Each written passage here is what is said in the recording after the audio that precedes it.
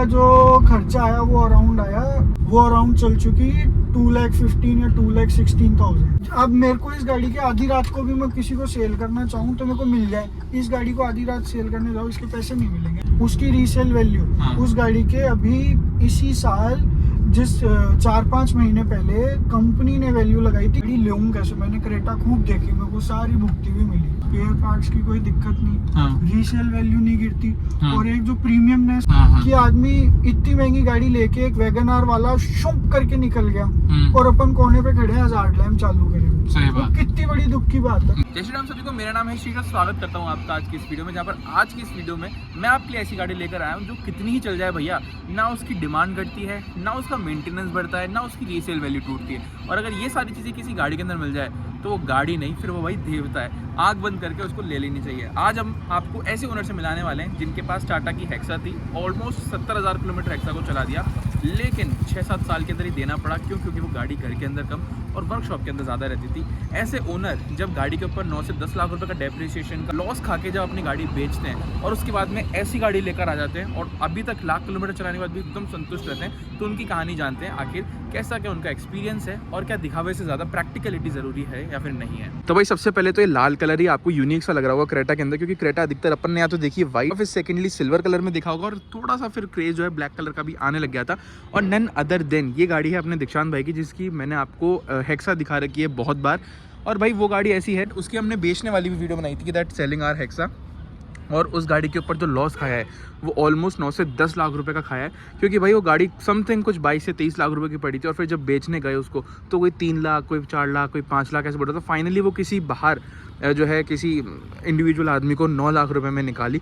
तो भाई परेशान हो गए थे, रोज़ रोज़ में पंप वगैरह मारना पड़ा था और ये सब चीज़ों से परेशान होके फिर दीक्षांत ने वो जितने में बेची थोड़े से पैसे ऐड ऑन करके और ये लिया है अपनी क्रेटा। हाँ तो दीक्षांत भाई सबसे पहले ये बताओ कितने साल हो गए आपको ये गाड़ी लिए हुए?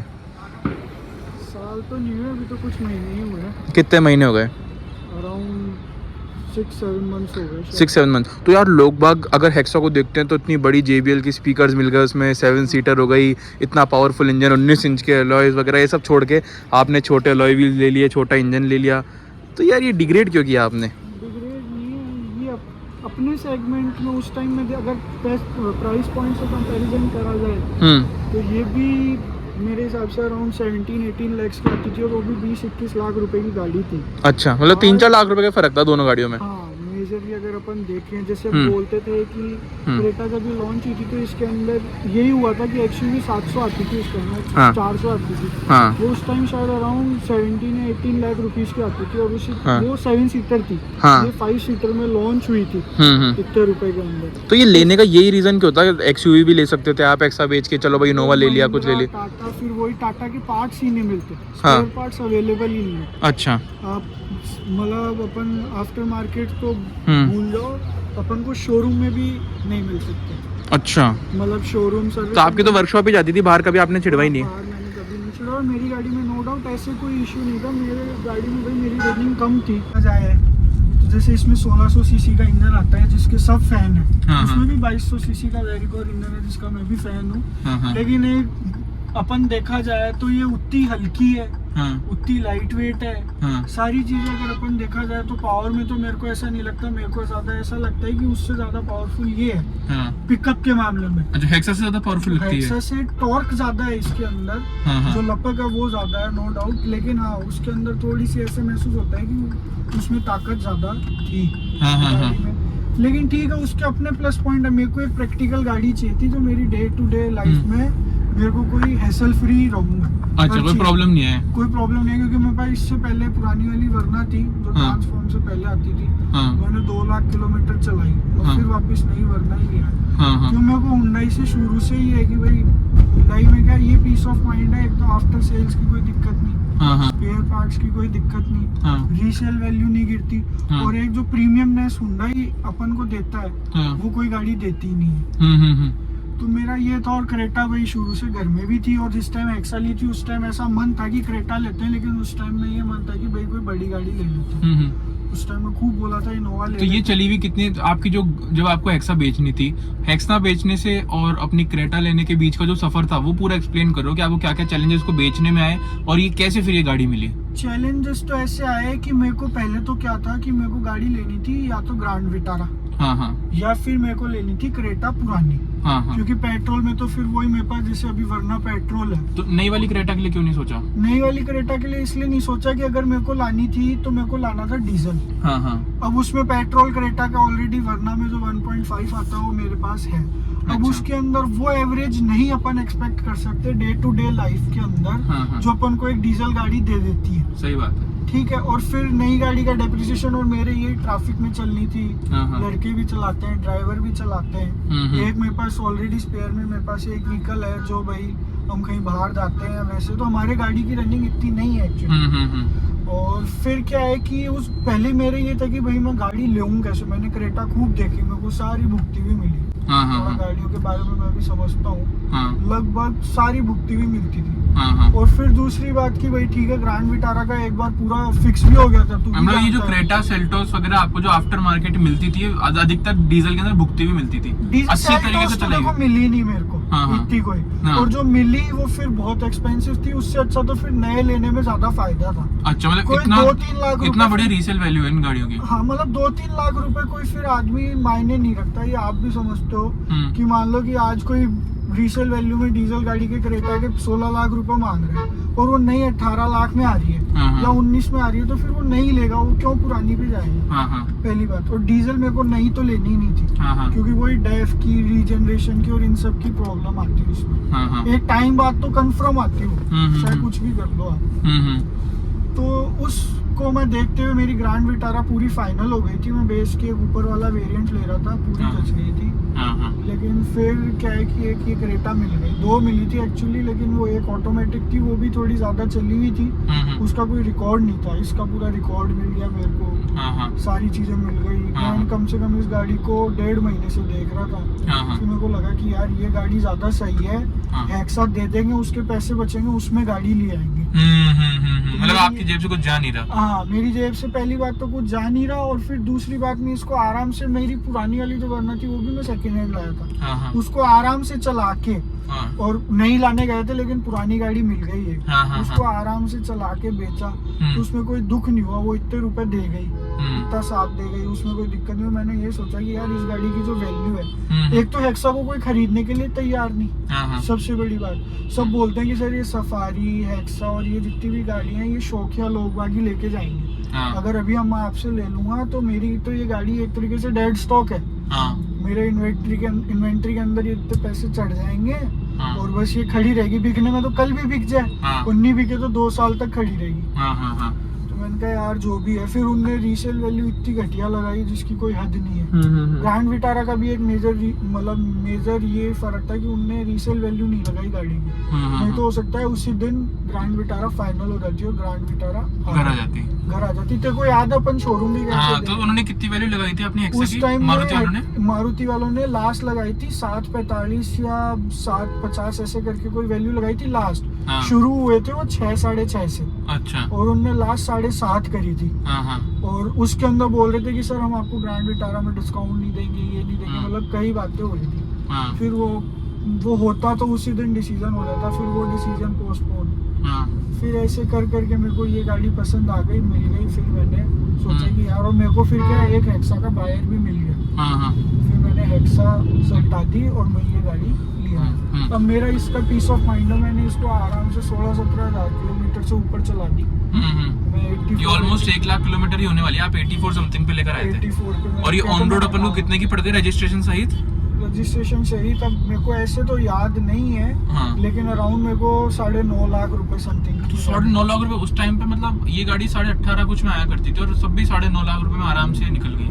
हाँ, मेरे को मिल गई ये 9.5 लाख रुपए में, इतनी बढ़िया कंडीशन जिसमें पन्नी वन्नी सब लगी हुई है। हाँ, मेरा जब भी ये मन हुआ कि यार ये प्लस पॉइंट क्या है, चलो ठीक है, कोई छोटे मोटे दिक्कत हो वो तो क्या आदमी सरवाइव कर लेता है, आगे से कोई इशू नहीं है। लेकिन इसके अंदर क्या है कि एक मेजर ये दिक्कत वो नहीं होनी चाहिए कि भाई एक तो कोई रिकॉर्ड नहीं है। हाँ, हाँ। अभी मैं लिखाऊं फिर इंजन में प्रॉब्लम, हाँ, हाँ। कि जो लोग बागों तो का ये लेने के देखते बाद हैं। आपने तो 84,000 किलोमीटर पे ली थी हाँ, गाड़ी। मैंने 25-26 हज़ार किलोमीटर 25-26 हजार किलोमीटर चला दी। उसके अंदर 2 सर्विस भी आ गई होगी मतलब गाड़ी की। हाँ, मैंने 2 मेजर सर्विस करा वाली इसकी। तो 2 मेजर सर्विस के अंदर कितना रुपया खर्चा आया? मेरा जो खर्चा आया वो अराउंड आया 7,000 रुपीज। 7,000 रुपये डीजल गाड़ी का? और वो भी वर्कशॉप पे मेरी हाँ। गाड़ी की सर्विस हुई भी है, जिसमें मेरे को स्पेयर वो क्या बोलते हैं लेबर पे डिस्काउंट मिल जाता था। कितना % डिस्काउंट ले लेते थे? 25 या 30% लेबर पे। यही अपने रोशन हुंडई पे करवाता हूँ, 22 गोदाम में इधर ही है। हाँ। तो उधर ही करवाता था, उधर मेरे को डिस्काउंट मिल जाता था। हाँ। प्लस एक इसके अंदर पीछे वाला ब्रेक सिलेंडर चेंज करवाया था मैंने, वो भी ठीक था, लेकिन मैंने सोचा करा लेते हैं। हाँ। तो वो कराया। उसके बाद में भी मेरा बिल बना वही 6,700 का। तो पार्ट्स वगैरह सस्ते हैं हुंडई के? पार्ट्स नहीं कह सकते, पार्ट्स तो मैंने बेसिकली कुछ ही चेंज नहीं कराया अभी तक। Oil filter, air filter, diesel filter.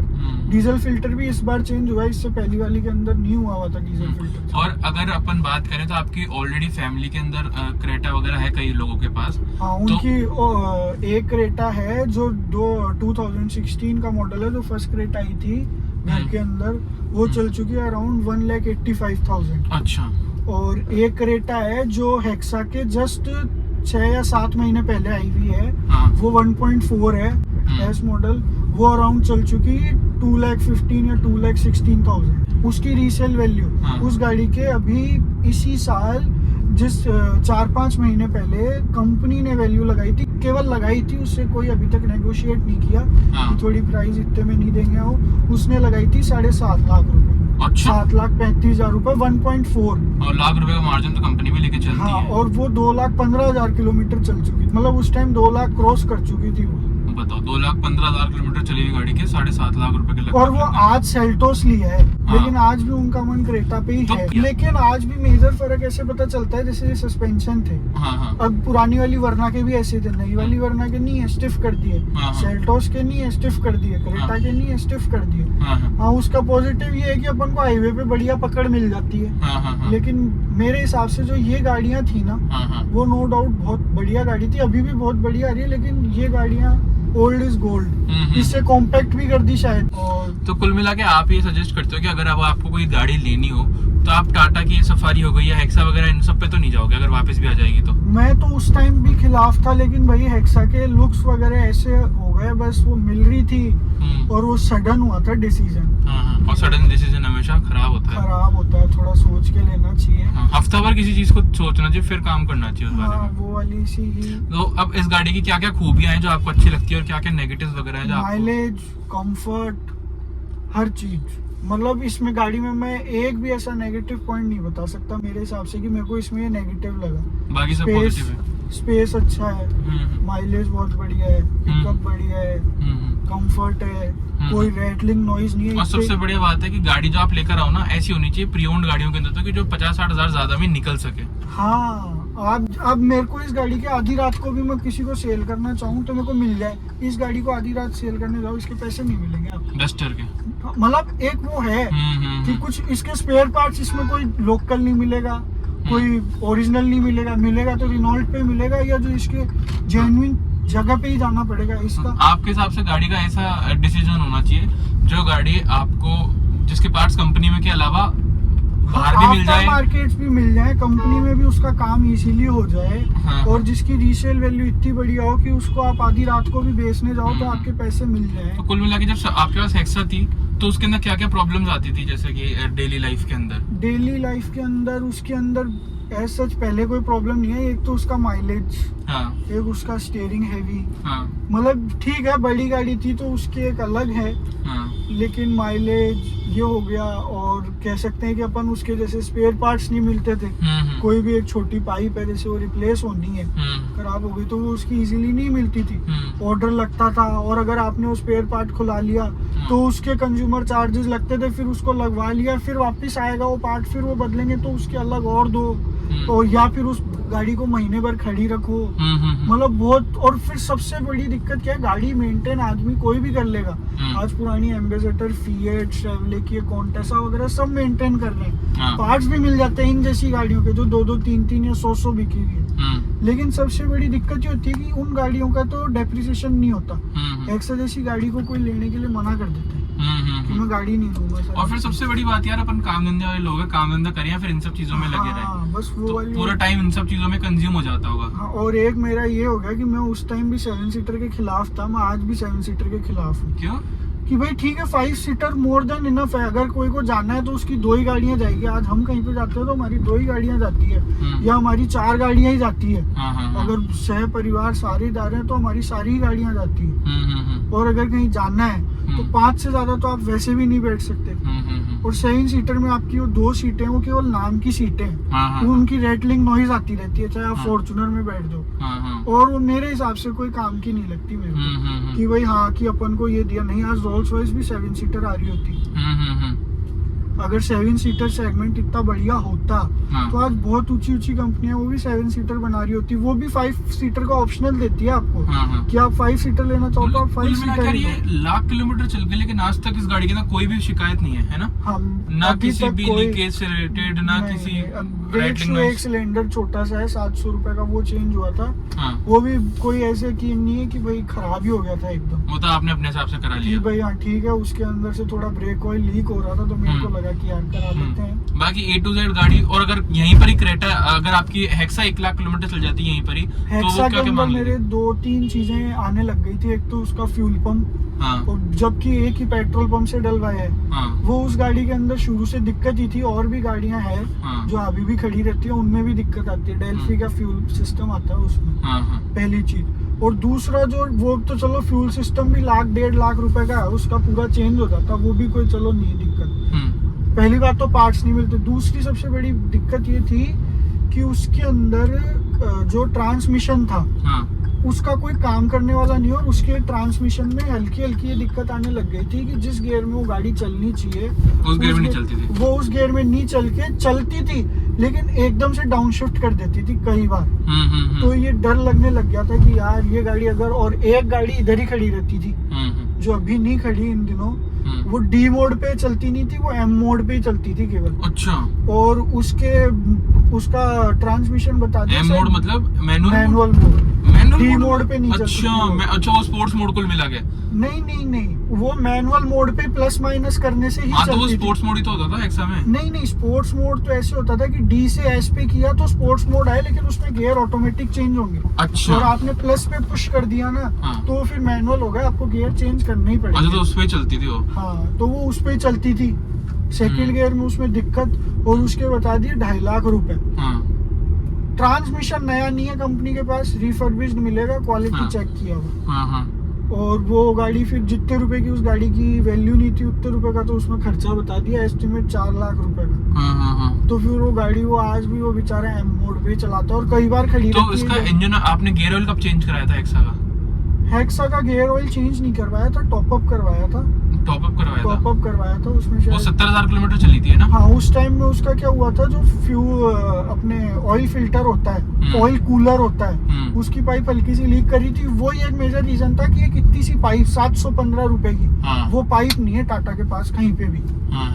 वो हमने जैक जुगाड़ करके, और वो ही वैसी पाइप, हमारा मशीनरी लाइन का काम है तो वो न्यूमेटिक का एक जना काम करता है 22 गोदाम में, उससे मैं वो पाइप बनवा के लाया और फिर वो हेक्सा में फिट की। मतलब वो जुगाड़ किया, वो 715 रुपए की पाइप नहीं मिली। बताओ। और इस गाड़ी में ऐसी कोई शिकायत आई आज तक कभी? इस गाड़ी में तो खैर वो अभी तक तो कोई दिक्कत नहीं। पार्ट्स सारे मिल जाते हैं ना? पार्ट्स मिल जाते हैं। सबसे बड़ी दिक्कत क्या होती है, गाड़ियों में तो सब में कोई ना कोई दिक्कत आती है, लेकिन उसमें तो आई मेजर दिक्कत टाइम से पहले। दिक्कतें तो इसमें भी आएगी, ये गाड़ी ये चलेगी तो सब कुछ होगा। वियर एंड टियर अपन भगवान के बनाए हुए, अपने में भी बुखार जुकाम सब होता है, अपन कितना ही रहो। लेकिन एक तो होता है टाइम से, एक होता है बे टाइम से। आज जैसे टाइम से पहले ही भुगत गई, वो 50-60,000 70,000 में दिक्कत है। हाँ, तो फिर वो लगता है जबकि बड़ी गाड़ी है बनी चलने के लिए, वो तो कम से कम 4-5। आज जैसे तेरी गाड़ी है, तेरी गाड़ी में कितनी दिक्कतें आ गई। तेरी गाड़ी तो उतनी भी नहीं चली, 50,000 ही चली है। 50,000 ही चली है, और मेरे जितना टाइम भी नहीं हुआ तेरी गाड़ी को। फिर तेरी गाड़ी में इतनी दिक्कतें कैसे आ गई?